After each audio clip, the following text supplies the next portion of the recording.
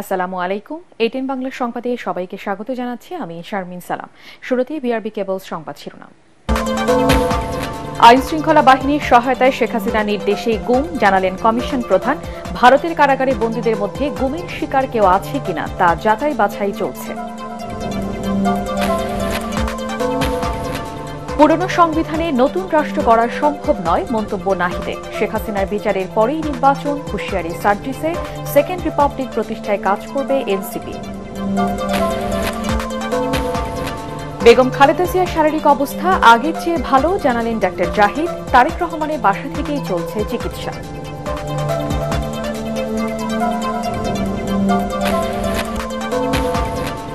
এবং কক্সবাজার সৈকতে প্রায় 40,000 শিশু শ্রমিক অসচ্ছলতার কারণে বাধ্য হয়ে বেছে নিয়েছে রোজগারের পথ।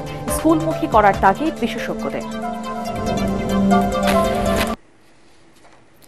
শুনছিলেন বিআরবি কেবল সংবাদ শিরোনাম, এবারে বিস্তারিত। সাবেক প্রধানমন্ত্রী শেখ হাসিনার নির্দেশেই গুমের ঘটনা ঘটেছে। এতে সহায়তা করেছে আইন শৃঙ্খলা বাহিনীর কিছু সদস্য। এমনকি অনেক পুলিশ লাইন্সেও আয়নাঘর তৈরি করা হয়েছে। তদন্তে এসব তথ্য পেয়েছে গুম সংক্রান্ত ইনকোয়ারি কমিশন। কমিশন চেয়ারম্যান জানান, ভারতের বিভিন্ন কারাগারে 1067 জন বন্দী আছে। তাদের মধ্যে গুমের শিকার ব্যক্তিরা আছেন কিনা তা নিয়ে তদন্ত চলছে। রিপোর্টে জানাচ্ছেন মাহবুব কবির চপল। সরকার বদল হলেও ভাগ্য বদল হয়নি গুম থাকা পরিবারগুলোর। এখনও নিখোঁজ 330 জন। তাদের ফিরে পাওয়ার আশায় দিন গুনছেন স্বজনরা। গুম সংক্রান্ত ইনকোয়ারি কমিশন বলছে, ভারতের বিভিন্ন কারাগারে বন্দী আছেন 1067 জন। তাদের মধ্যে গুম হওয়া ব্যক্তিরা আছেন কিনা সেটির যাচাই বাছাই চলছে। পররাষ্ট্র মন্ত্রণালয়ের মাধ্যমে ভারতের বিভিন্ন কারাগারে গত 2-2.5 বৎসরে আটক 1067 জন বাংলাদেশির নাম ঠিকানা সহ একটি তালিকা পাওয়া গেছে। প্রাপ্ত তালিকায় গুমের শিকার কোনো ব্যক্তির নাম আছে কিনা তার অনুসন্ধান চলমান। কমিশন বলছে, সাবেক প্রধানমন্ত্রী শেখ হাসিনার নির্দেশেই গুমের ঘটনা ঘটেছে, যাতে সহায়তা করেছে আইন শৃঙ্খলা বাহিনীর সদস্যরা। এমনকি পুলিশ লাইন্সে আয়নাঘর তৈরি করে নির্যাতন করা হয়েছে। আপনারা অবাক হয়ে যাবেন যে বাংলাদেশ পুলিশের যে ইয়েগুলো আছে, কি বলে, পুলিশ লাইন, আমরা এমন একটা জায়গা পেয়েছি যে পুলিশ লাইনের ভিতরে কারাগারের মতো গোপন বন্দিশালা তৈরি করে রাখা হয়েছে, যেটি একেবারেই অ্যাবসার্ড একটা ব্যাপার। কিন্তু সেটিও আমরা বগুড়ায় পেয়েছি। আরো আমাদের ধারণা আরো অনেক ক্ষেত্রে আমরা এই ধরনের পাবো। সরকারের হাইয়েস্ট লেভেল কে হয় বলেন আপনি? সরকারের যে প্রধান, সে তো হাইয়েস্ট লেভেল। এখন আছেন ইন্টারিম গভর্নমেন্টের প্রধানকে, আমাদের মাননীয় চিফ উপদেষ্টা ডক্টর ইউনূস। তো উনি সরকারের প্রধান না? আগের সরকারের প্রধান কে ছিল? প্রাইম মিনিস্টার ছিল। কিন্তু বলার অপেক্ষা রাখে না। তদন্ত কমিশন বলছে, বর্তমান সরকারের সময় কোনো গুমের ঘটনা ঘটেনি। এটা চিরতরে বন্ধে আইন করার সুপারিশ করবেন তারা। আর জড়িতদের বিরুদ্ধে দৃষ্টান্তমূলক শাস্তি দিতে হবে। ধরেন জেনারেলদেরকে পালিয়ে থাকতে সহায়তা করছেন বা কোনো ধরনের সেফ মেসেজ দিচ্ছেন, তারা কিন্তু ওপরের আদেশে করছেন এই এক্সকিউজটা ব্যবহার করতে পারবেন না, ঠিক আছে? এবং তারা সেক্ষেত্রে ফৌজদারি অপরাধের সাথে জড়িত হয়ে যাচ্ছেন। না, গুম যাতে চিরতরে বন্ধ হয় তার জন্য ডেফিনেটলি আমরা রিকমেন্ডেশন করব। দরকার হলে আমরা আইনের সংশোধনের জন্য বলবো। ওটা আমাদের ফাইনাল রিপোর্টে আসবে। ক্লিয়ার? আমরা একটা তো আমরা ইন্টারভিউ রিপোর্ট দিয়েছি অন 14 ডিসেম্বর 2024। প্রধান উপদেষ্টার পরিদর্শন করা আয়নাঘরে পরিবর্তন করা হয়নি বলে জানান গুম কমিশন। ডিসেম্বরের মধ্যে চূড়ান্ত প্রতিবেদন দাখিল করবে তারা। মাহবুব কবির চপল, এটিএন বাংলা, ঢাকা। পুরনো সংবিধান এবং শাসন কাঠামো রেখে নতুন বাংলাদেশ বিনির্মাণ সম্ভব নয়। আর সে কারণেই সেকেন্ড রিপাবলিক প্রতিষ্ঠায় কাজ করবে নবগঠিত জাতীয় নাগরিক পার্টি। সাভারের জাতীয় স্মৃতিসৌধে মুক্তিযুদ্ধের বীর শহীদদের শ্রদ্ধা জানানোর শেষে একথা বলেন দলের আহ্বায়ক নাহিদ ইসলাম। পরে রায়ের বাজার কবরস্থানে জুলাই অভ্যুত্থানের শহীদদের গণকবর জিয়ারত করেন দলের নেতারা। এ সময় সার্জিস আলম জানান, শেখ হাসিনার বিচারের আগে কোনো নির্বাচন নয়। বিস্তারিত মাজহারুল হক মুহাজিরের রিপোর্টে। আত্মপ্রকাশের পর সাভারের জাতীয় স্মৃতিসৌধে বীর শহীদদের শ্রদ্ধা জানিয়ে আনুষ্ঠানিক সূচনা করল বহুল আলোচিত রাজনৈতিক দল জাতীয় নাগরিক পার্টি এনসিপি। সকালে দলের আহ্বায়ক নাহিদ ইসলাম, সদস্য সচিব আক্তার হোসেন দলের বাকি সদস্যদের নিয়ে স্মৃতিসৌধে শ্রদ্ধা জানান। এ সময় সাংবাদিকদের কাছে নিজেদের লক্ষ্য তুলে ধরেন দলের নেতারা। ডান বামের বাইনারির বিভাজনের মধ্যে না গিয়ে সত্যিকার অর্থে একটি মধ্যমপন্থী রাজনীতি বাংলাদেশে আমরা সূচনা করতে পারি, তেমন অঙ্গীকার আমাদের রয়েছে।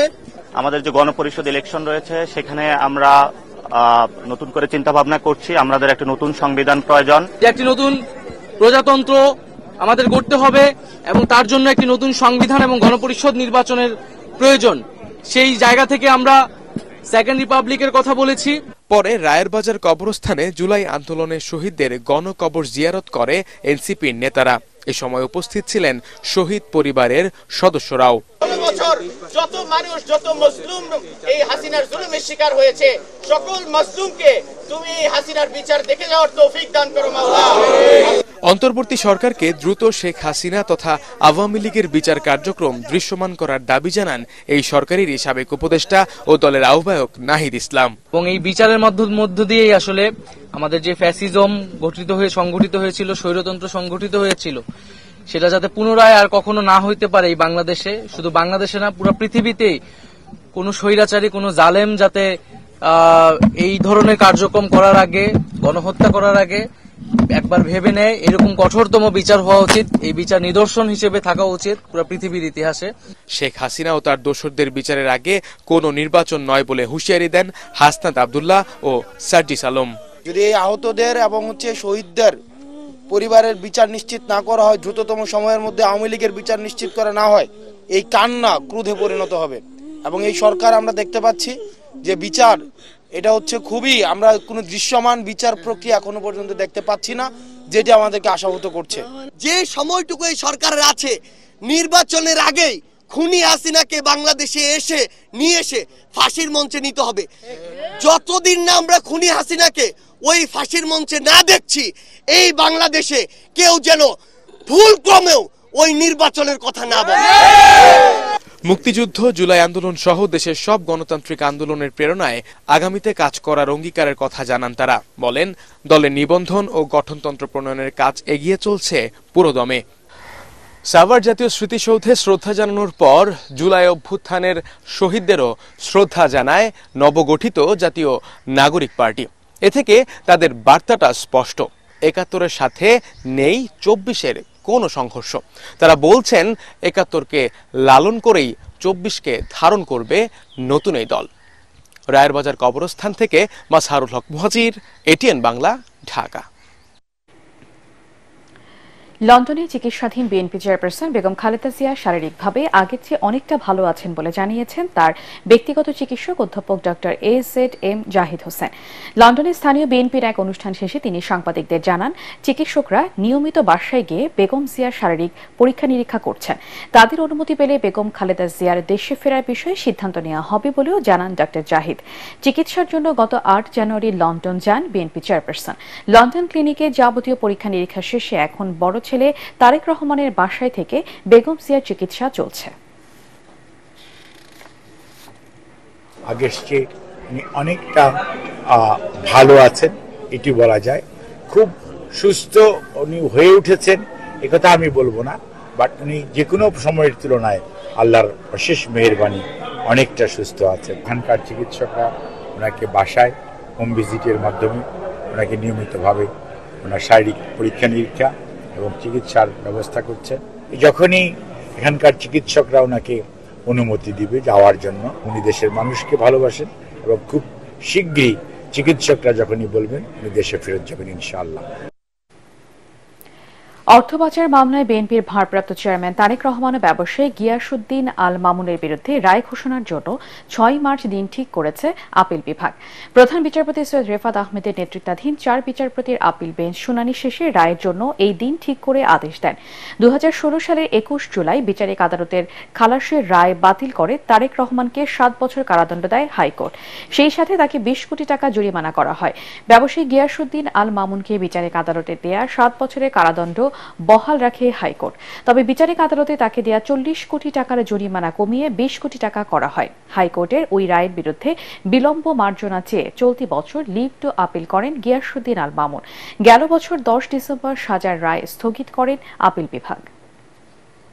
যে আইনে মামলা করা হয়েছে 2002 সালের আইন, সেইটা একটা পতিত আইন ছিল।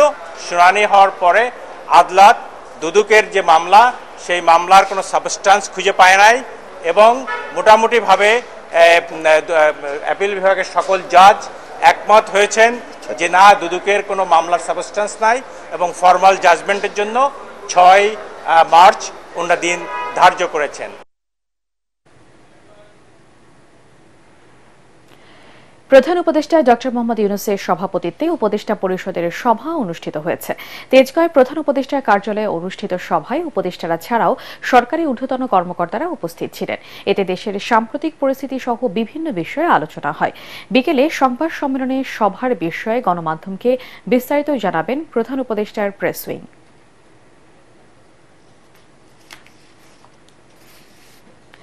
যে বয়সে স্কুলে থাকার কথা, সেই বয়সে প্রায় কয়েক হাজার শিশু নেমে পড়েছে রোজগারে। কক্সবাজারে শুটকি পল্লীর পাশাপাশি সমুদ্র সৈকতে হকারি থেকে শুরু করে নানা পেশায় জড়িয়ে পড়েছে তারা। সাবেক সচিব আবু আলম শহীদ খান বলেন, প্রাথমিক শিক্ষা অবৈতনিক ও বাধ্যতামূলক হলেও এসব শিশু লেখাপড়া থেকে বঞ্চিত হওয়ার মূল কারণ বাজেটের শিক্ষা খাতে অপর্যাপ্ত বরাদ্দ। কক্সবাজার থেকে ফিরে রিপোর্ট করছেন মিজান শাহজাহান।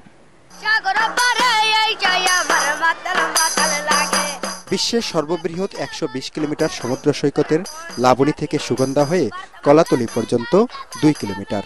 এই 3 পয়েন্টেই সবচেয়ে বেশি ভিড় থাকে পর্যটকদের। উৎসব কিংবা মৌসুমে উপচে পড়া ভিড় থাকলেও বছর জুড়েই পর্যটকদের চাপ থাকে সৈকতে।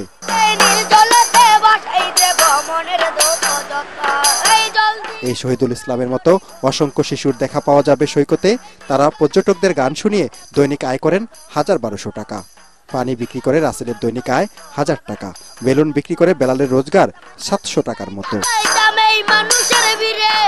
সকালে আসছি, রাত্রে 10টা বাজে।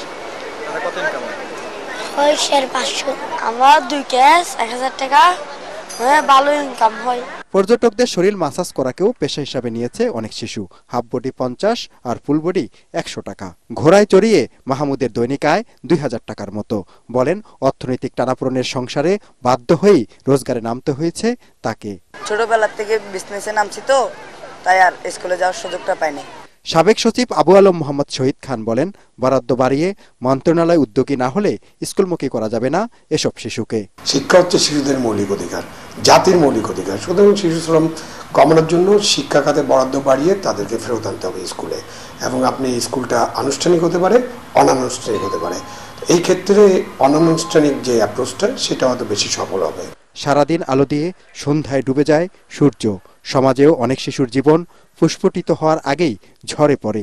অন্ধকার ভবিষ্যৎ তারা দেয় তাদের। প্রাথমিক শিক্ষা অবৈতনিক হলেও আমার পাশে দাঁড়িয়ে থাকা আবির এবং রেদওয়ানদের মতো শিশুদের সেই শিক্ষা গ্রহণের সুযোগ হয়নি, বরং তারা নেমে গেছেন শিশু শ্রমে। এজন্য যে অর্থনৈতিক সংকট দায়ী এমনটি নয়, এর মূল দায় হচ্ছে তারা সঠিক গাইডলাইন পাননি। তাই সচেতন মহল বলছেন যে সঠিক গাইডলাইন পেলে এবং তারা যদি পর্যাপ্ত কাউন্সিলিং পান, তাহলে তারাও স্কুলমুখী হতে পারে। মিজান শাহজাহান, এটিএন বাংলা, কক্সবাজার সমুদ্র সৈকত, কক্সবাজার। রাজধানীর হাতিরঝিলে একটি চলন্ত গাড়িতে অগ্নিকাণ্ডের ঘটনা ঘটেছে। তবে অল্পের জন্য রক্ষা পেয়েছেন চালক ও মালিক। দুপুর 12:30টার দিকে এই ঘটনা ঘটে। তবে যানজটের কারণে ঘটনাস্থলে পৌঁছাতে দেরি হয় ফায়ার সার্ভিসের। সংস্থাটির সদর দপ্তরের ডিউটি অফিসার লিমা খানম জানান, হাতিরঝিলে একটি ওভারপাসের ওঠার মুখে চলন্ত একটি প্রাডো জিপে অগ্নিকাণ্ডের ঘটনা ঘটে। জামালপুর ঢাকা আঞ্চলিক মহাসড়কের বাসগুলোর সেবার মান বৃদ্ধি সহ 6 দফা দাবিতে সড়ক অবরোধ ও মানববন্ধন করেছে বৈষম্য বিরোধী ছাত্র আন্দোলন জামালপুর জেলা শাখা। এ সময় সড়কে দুর্ঘটনা রোধে রাজীব সার্ভিসের বাস বন্ধের দাবি জানায় বৈষম্য বিরোধী ছাত্র আন্দোলনের নেতৃবৃন্দ। এক পর্যায়ে বাস শ্রমিকদের সাথে ছাত্র জনতার ধাক্কাধাক্কি হয়। এই ঘটনার পর জামালপুর জেলা বাস মিনিবাস মালিক সমিতির সাধারণ সম্পাদক সাখাওয়াত হোসেন শুভ জানান, শ্রমিকের উপর হামলাকারীদের বিচার না হওয়া পর্যন্ত বাস চলাচল বন্ধ থাকবে। এতে দুর্ভোগে পড়েছেন যাত্রীরা। ঈদকে সামনে রেখে বেচাকেনায় ব্যস্ত সময় কাটাচ্ছে নারায়ণগঞ্জের দেওভোগ এলাকার তৈরি পোশাক প্রস্তুতকারী প্রতিষ্ঠানগুলো। 50 বছর ধরে এই এলাকায় শোরুম ও কারখানা মিলিয়ে প্রায় 5 শতাধিক প্রতিষ্ঠান গড়ে উঠেছে। এবারের ঈদ মৌসুমকে সামনে রেখে অন্তত 200 কোটি টাকার তৈরি পোশাক বিক্রির আশা করছেন দেওভোগের ব্যবসায়ীরা। নারায়ণগঞ্জ থেকে আব্দুল সালামের রিপোর্ট, জানাচ্ছেন জাহিদুল আলম। কম দামে রুচিশীল ও ভালো মানের পোশাকের জন্য নারায়ণগঞ্জের দেওভোগের মার্কেটগুলো বেশ জনপ্রিয়। আর প্রতি ঈদেই দেশের অসংখ্য নিম্ন ও নিম্ন মধ্যবিত্ত শ্রেণীর গ্রাহকদের লক্ষ্য রেখে ব্যবসায়ীদের ভিড় বাড়ে এখানে। রোজা শুরু হওয়ার 3 মাস আগে থেকেই প্রায় 5 শতাধিক প্রতিষ্ঠানের 20,000 কর্মচারী স্থানীয় কাপড় দিয়ে বাহারি পোশাক তৈরি করছেন। কাপড়ের ধরন ও ডিজাইন ভেদে এসব পোশাকের দাম 140 টাকা থেকে শুরু করে 1500 টাকা পর্যন্ত হয়ে থাকে। তবে এবছরের ব্যস্ততা যেন একটু বেশি। ঈদ সামনে রেখে এবার আমদানি হয়নি ভারতীয় পোশাক, আর তাই দেশীয় তৈরি পোশাকের বিক্রি বাড়বে এমনটাই আশা সংশ্লিষ্টদের। আপনি একটা সেম সাইজের জিনিস আপনি সিকোয়েন্সের দিলে বেশি পড়বে, সিকোয়েন্স ছাড়া আছে, সবকিছুই ভালো আলহামদুলিল্লাহ, সবই চলছে। তো একটু ফ্যান্সি আইটেমটা ঈদের মধ্যে ভালো চলে অন্য থেকে বেশি, তো আলহামদুলিল্লাহ এই হিসেবে ভালো চলছে। ঢাকার চাইতে অনেক দামও কম, আর নারায়ণগঞ্জের দোকানদার ব্যবসায়ীদের ব্যবহার আচার অনেক ভালো, এর জন্য ঢাকার থেকে এখানে মাল কিনতে আসি। এবছর রোজার ঈদকে সামনে রেখে 200 কোটি টাকার তৈরি পোশাক বিক্রি হবে বলে আশা ব্যবসায়ী নেতৃবৃন্দের। এইবার আশা করি 200 কোটি টাকার উপরে ছাড়িয়ে যাবে। আর আগে তো ব্যবসা ঠিক মতো করতে পারে নাই, তো এইবার ব্যবসা বাণিজ্য মোটামুটি গতবারের তুলনায় এবার অনেক বেশি ভালো হচ্ছে। ব্যাপক গ্রাহক চাহিদা ও দেশীয় পোশাক শিল্পের বিকাশে ঋণের সুদ কমানোর দাবি সংশ্লিষ্টদের। Bureau report, ATN Bangla. Al Arafah Islami bank অর্থ সংবাদ।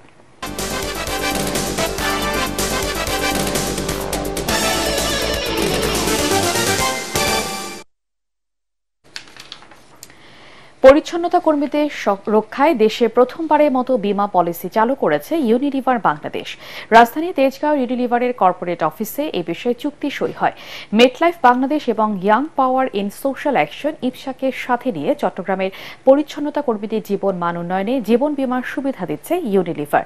চুক্তি সই অনুষ্ঠানে উপস্থিত ছিলেন ইউনিলিভার বাংলাদেশ লিমিটেডের চেয়ারম্যান ও ব্যবস্থাপনা পরিচালক জাভেদ আক্তার, মেটলাইফ বাংলাদেশের CEO Ala Ahmed, Young Power in Social অ্যাকশনের সিইও মোহাম্মদ আরিফুর রহমান, ইউনিলিভারের corporate affairs, partnerships and communications director Shamima Akhtar এবং মেটলাইফ বাংলাদেশের পরিচালক ও কর্মচারী সুবিধা বিভাগের প্রধান মোহাম্মদ কামরুজ্জামান। এই বীমার আওতায় প্লাস্টিক বর্জ্য ব্যবস্থাপনায় নিযুক্ত 1827 জন পরিচ্ছন্নতা কর্মী জীবন ও স্বাস্থ্য বীমার সুবিধা পাবেন। বীমা সুবিধার আওতাভুক্ত প্রত্যেক কর্মী 1.5 লক্ষ টাকা পর্যন্ত জীবন বীমার সুবিধা এবং বিশেষ চিকিৎসার ক্ষেত্রে 100% সুবিধা পাবেন।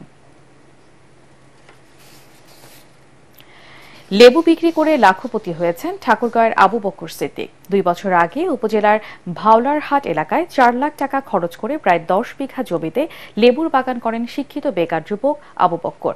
1.5 বছরের মাথায় চারা ও লেবু বিক্রি করে বিনিয়োগের পুরো অর্থই উঠে আসে আবু বকর সিদ্দিকের। এরপর আর পেছনে ফিরে তাকাতে হয়নি তাকে। সিদ্দিককে দেখে অন্য যুবকরাও আগ্রহী হচ্ছেন লেবু চাষে। ঠাকুরগাঁও থেকে ফিরোজ আমিন সরকারের পাঠানো রিপোর্ট, জানাচ্ছেন আশিকুর রহমান। ঠাকুরগাঁও সদর উপজেলার ভাওলারহাট এলাকায় 2022 সালে প্রায় 4 লাখ টাকা খরচ করে 10 বিঘা জমিতে লেবুর বাগান করেছেন শিক্ষিত বেকার যুবক আবু বকর সিদ্দিক। 1.5 বছরের মাথায় লেবুর চারা ও লেবু বিক্রি করে বিনিয়োগের অর্থ উঠে আসে। এরপর আর পেছনে ফিরে তাকাতে হয়নি তাকে। 12 মাসে 4 জাতের লেবুর বাগান থেকে প্রতি বছরই আয় হয় 15 থেকে 16 লাখ টাকা। এবার রমজানেও 2 লাখ পিস লেবু বিক্রি করে প্রায় 14 লাখ টাকা আয় করবেন বলে জানান আবু বক্কর। আমার 4000 গাছ থেকে আমি 2 লক্ষ পিস লেবু উৎপাদন করব রমজান মাসে, যার মার্কেট ভ্যালু প্রায় 14 লক্ষ টাকা। আর এর পাশাপাশি এখান থেকে গাছও ইনশাল্লাহ বিক্রি করার সুযোগ আছে। তার বাগানের লেবু স্থানীয় চাহিদা মেটাতে ভূমিকা রাখছে বলে জানায় ব্যবসায়ীরা। বাগানগুলোতে সারা বছর কাজের নিশ্চয়তা থাকায় খুশি স্থানীয় শ্রমিকরাও। অন্যদিকে আবু বকরের সফলতা দেখে অন্য যুবকরাও আগ্রহী হচ্ছে লেবু চাষে। রমজান মাসের চাহিদা অনুযায়ী মালের রেট অনেক বেশি। যে মাল নিচ্ছি এটা আমাদের খরচ সহ ঠাকুরগাঁও যেতে 7.5 টাকা 8 টাকা পড়ে যায় খরচ সহ। আমরা 9 টাকা 10 টাকা বিক্রি করি। ফলন বাড়ানোর পাশাপাশি ন্যায্য দাম নিশ্চিতে সব ধরনের সহযোগিতাও করে যাচ্ছে স্থানীয় কৃষি বিভাগ। আবু বকর সিদ্দিক তিনি মূলত একজন শিক্ষিত উদ্যোক্তা। তিনি লেবু বাগান করেছেন প্রায় 4 একর জমিতে। তার বাগানে আমরা গিয়েছি এবং কৃষি সম্প্রসারণ অধিদপ্তরের পক্ষ থেকে নিয়মিতই সেখানে পরামর্শ দেওয়া হয়। লেবু উৎপাদন লাভজনক হওয়ায় এ জেলায় দিন দিন বাড়ছে এর আবাদ। এই রমজানে শহরের গোবিন্দনগর কাঁচাবাজার আড়তে প্রতিদিন 4 থেকে 5 লাখ টাকার লেবু কেনাবেচা হচ্ছে। Bureau report, ATN Bangla. এবারে আন্তর্জাতিক সংবাদ।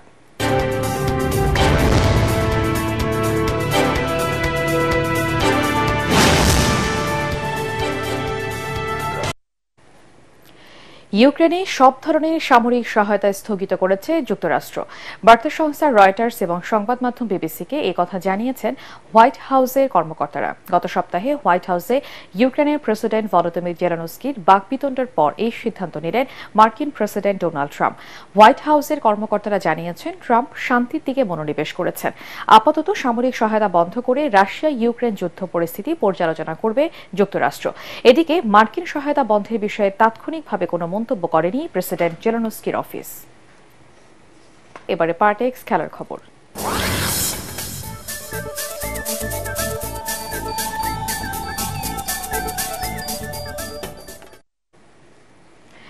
আইসিসি চ্যাম্পিয়ন্স ট্রফির প্রথম সেমিফাইনালে বিকেলে মুখোমুখি হবে ভারত ও অস্ট্রেলিয়া।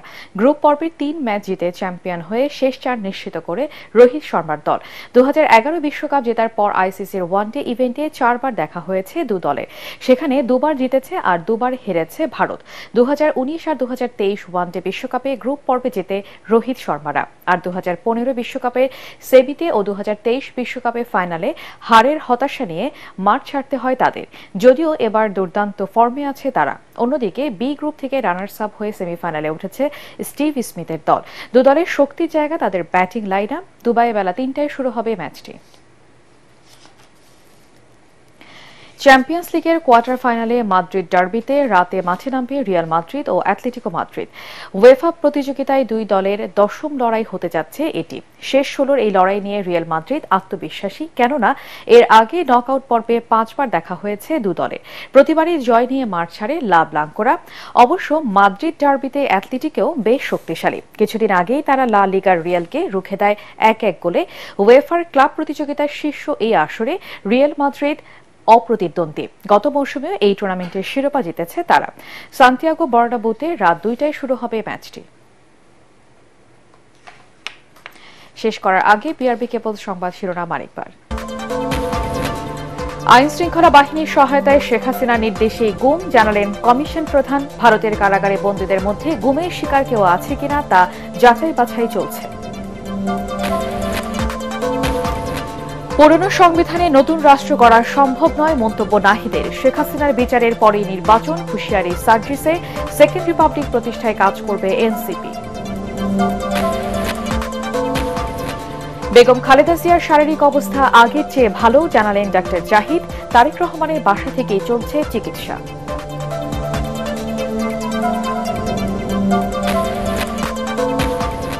এবং কক্সবাজার সৈকতে প্রায় 40,000 শিশু শ্রমিক অসচ্ছলতার কারণে বাধ্য হয়ে বেছে নিয়েছে রোজগারের পথ।